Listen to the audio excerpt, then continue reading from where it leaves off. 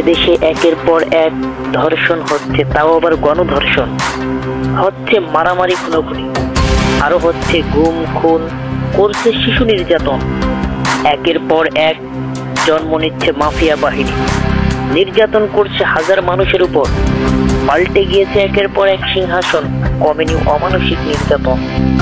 বেড়ে চলছে একের পর এক ধর্ষণ, লুটে খাচ্ছে তারা দেশটাকে। শিশু ধর্ষণের ঘটনায় আজও প্রতিবাদ মুখর মাগুরা।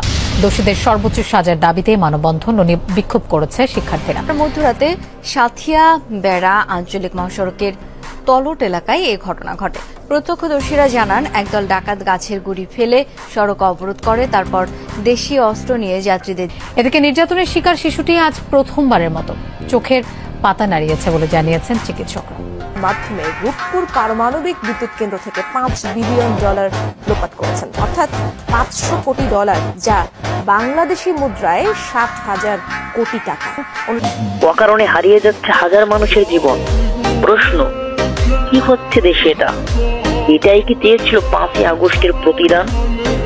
কারা করছে এগুলো? কেনই বা করছে? কি চায় তারা? এর কি কোনো সমাধান নাই?